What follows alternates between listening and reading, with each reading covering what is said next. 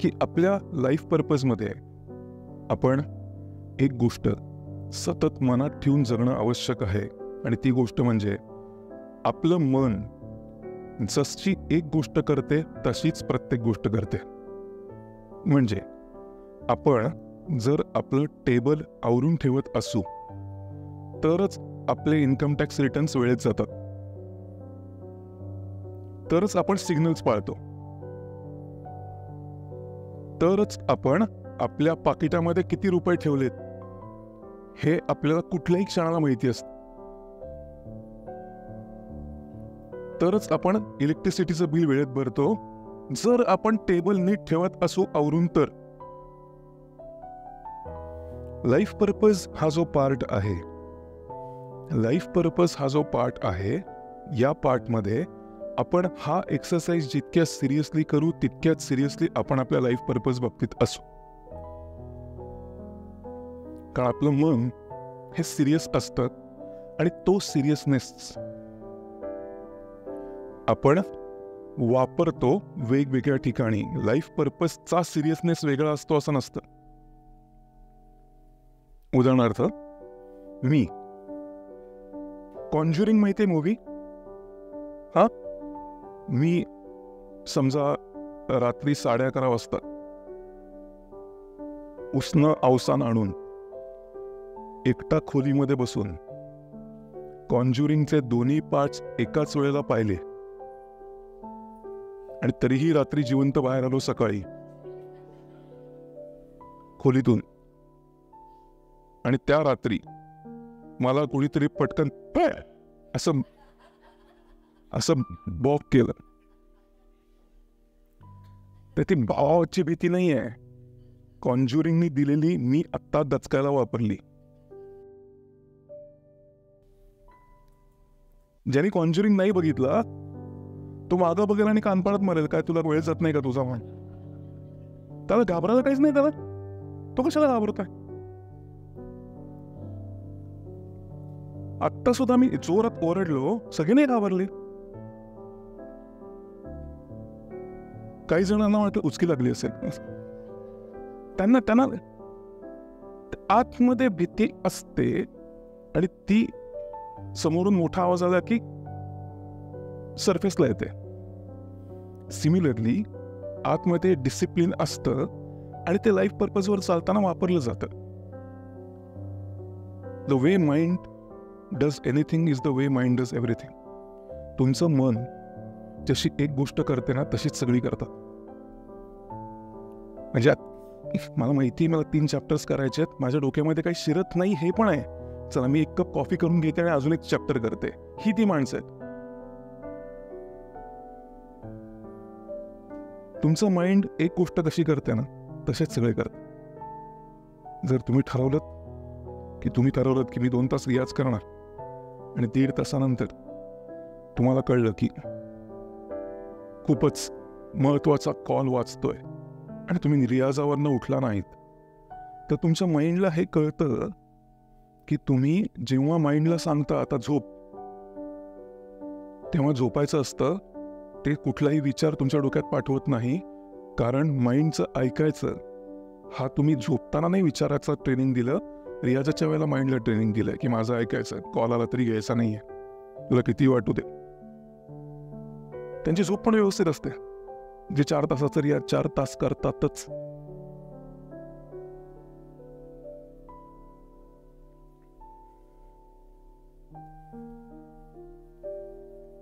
आपण लाईफमध्ये कुठलंही प्रोडक्ट घ्यायला जातो, मग तो आयफोन असेल, ती कार असेल.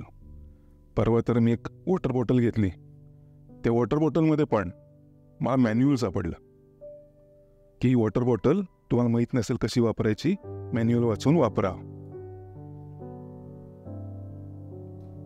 वॉटर बॉटलमध्ये मॅन्युअल असतं. पूर्वी VCR यायचे, त्या VCRची मॅन्युअल्स होती, आणि VCRमध्ये आपण प्ले फॉरवर्ड रिवाइंड एवढंच करायचो. पण VCRमध्ये 14 फंक्शन्स होती. हे आपल्याला माहीतच नव्हतं की VCR 1 तासाचा मूवी तुम्ही तिथं नसाल तर रेकॉर्ड करू शकतं. हे आपल्याला माहीतच नव्हतं की त्या VCRला जर तुम्ही कनेक्ट केलं तर तुमची डोअरबेल तुम्ही टीव्ही बघत असताना टीव्ही पॉज होऊन वाजते. तुम्ही वरच्या मजल्यावर आहात, बिझी आहात, आणि VCRला जर तुम्ही डोअरबेल कनेक्ट करून दिली त्याच कंपनीची, तर तुम्हाला खाली कोणीतरी आलंय हे टीव्हीच्या मोठ्या आवाजात पण कळावं यासाठी. अशी 14 फंक्शन्स होती, पण आपण नाही वापरली. त्याचं कारण आपण मॅन्युअल नाही वाचलं. तुम्ही जेव्हा आयफोन खरेदी करताना, आयफोन हा आपण बाजूला ठेवूया, आपण कुठलाही फोन खरेदी करता, तुम्ही कुठलाही फोन जेव्हा खरेदी करता तेव्हा त्या फोनच्या सगळ्यात पहिल्यांदा वरती मॅन्युअल असतं. त्या फोनवरती त्या फोनची इमेज असते पहिल्यांदा, म्हणजे त्या बॉक्सवरती इमेज, आतमध्ये मॅन्युअल, मॅन्युअलच्या आतमध्ये फोन, आणि त्या मॅन्युअलमध्ये गॅरंटी आणि वॉरंटी कार्ड असतं. आता वॉरंटी कार्ड, आता त्या मॅन्युअल मध्ये काय लिहिलं असतं? पहिलं म्हणजे मॅन्यू, याचा अर्थ तयार करणारा. मॅन्युअल म्हणजे तयार करणाऱ्याचं माइंड. तुमच्या हातात जे प्रोडक्ट आहे ते तयार करताना काय म्हणून त्या क्रिएटरने तयार केलाय हा फोन, हे तुम्हाला जर कळून घ्यायचं असेल तर वाचा मॅन्युअल. आता मजा बघा, त्या मॅन्युअलमध्ये सगळं लिहिलेलं असतं की हे अशासाठी आहे, हे तुम्ही हे ॲप डाउनलोड केल्यानंतर प्रिंटआउट काढायचं असेल तर असं, मोबाईलमध्ये बोलताना असं, मेसेज करायचं असेल तर असं, आणि एवढ्या एवढ्या दिवसांनी तुम्ही चेक करा बॅटरी, कारण ही बॅटरी एवढ्या लाईफसाठी बनलेली आहे. जर बॅटरी एवढ्या लाईफसाठी बनलेली आहे तर त्यामध्ये हे पण सांगतात की हे सगळं तुम्ही ऑथोराइज्ड डीलरकडे जाऊनच चेक करा. याचा अर्थ काय? जर तुम्ही अनऑथोराइज्ड डीलरकडे गेलात तर त्यानंतरची वॉरंटी आपोआप कॅन्सल होते. त्यानंतर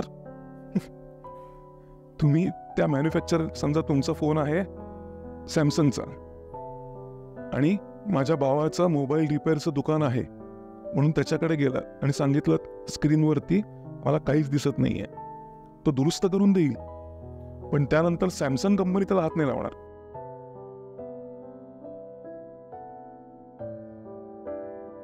आणि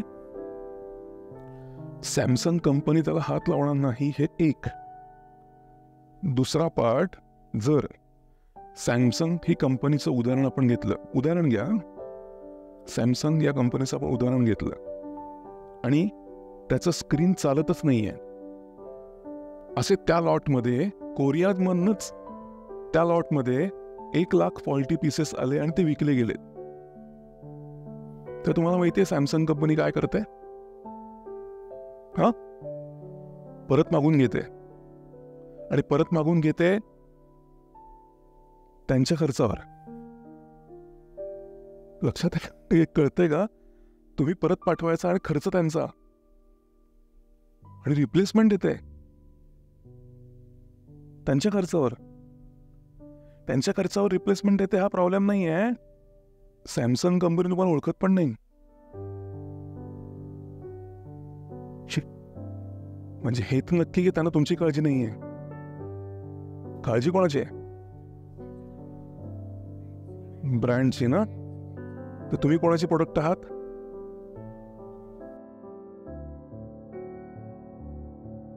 समजतंय?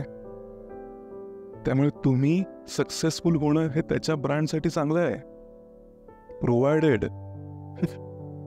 तुम्ही मोबाईलचा वापर आंघोळ करताना साबण म्हणून केला नाही तर. मोबाईलचा वापर मोबाईल म्हणूनच केला तर,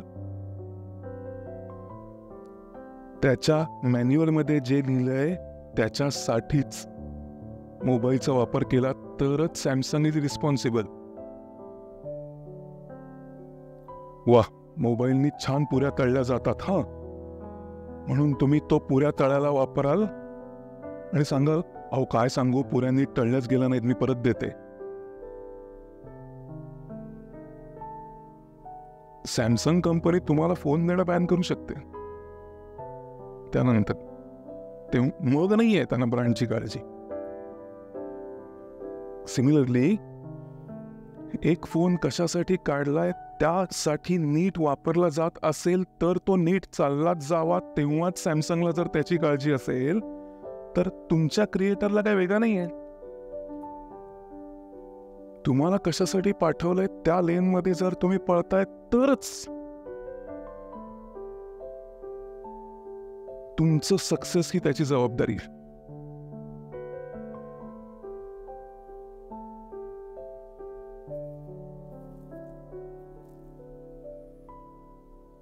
आता समजा मी इथं बसलोय आणि कोणीतरी गाणं म्हणायला सुरुवात केली आणि मी म्हटलंय म्हण,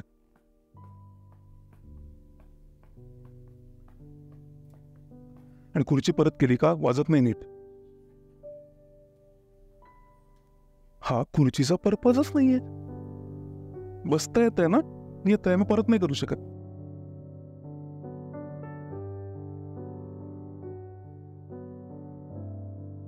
तुम्ही म्हणाल की कारचा पर्पज आहे कम्युटिंग, कारचा पर्पज आहे कम्युटिंग.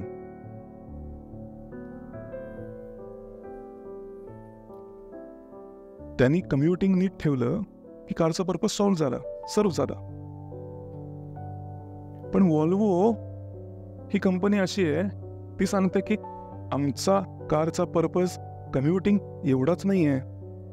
तुम्ही व्हॉल्वोमध्ये बसलात आणि कुठल्याही प्रकारचा ऍक्सिडेंट झाला, आतले कोणी मरणार नाही ते नक्की, हे व्हॉल्वो क्लेम करते. म्हणजे मारुतीमध्ये त्यांचं पर्पज कम्युटिंग नसून मायलेज देणं आहे. मर्सिडीज बेन्झ याचा आम्ही कसले भारी पोरं आहेत, माणसं आहेत माहिती आहे का तुम्हाला, पण आम्हाला नाही सांगायचं, आम्हाला संकोच वाटतो. मग आम्ही कसं सांगू आम्ही भारी? आम्ही एक गाडी घेतो, ती तुम्ही बघा, तुम्हाला आपोआप कळेल आम्ही भारी. सगळ्या कार्सच येत आहे या, पण पर्पज वेगळा आहे. व्हॉल्वो सांगते सेफ्टी, मर्सिडीज सांगते स्टेटस, मारुती सांगते मायलेज.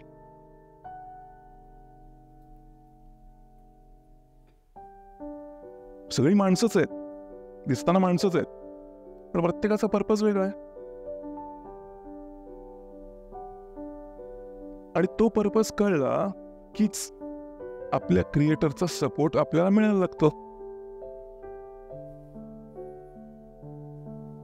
जेव्हा तुम्ही तुमच्या लेनमध्ये पळता तेव्हा सगळं तुमच्या लाईफमध्ये जे काही होतं ते डिझाईन्ड असतं. तुम्ही तुमची लेन सोडून पळता तेव्हा you become your own source. मी तुला वेगळ्या लेनला सोडलं होतं, तुझा तू लेन पकडलीस दुसरी. आता तुझं सक्सेस आणि माझा ब्रँड काही संबंध नाही.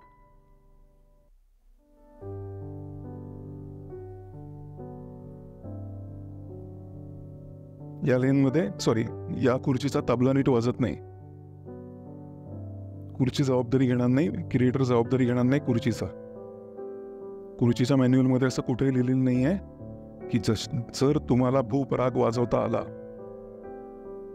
तरच तुम्ही संगीतकार चांगले या खुर्चीवरती, असं काही लिहिलेलं नाही आहे.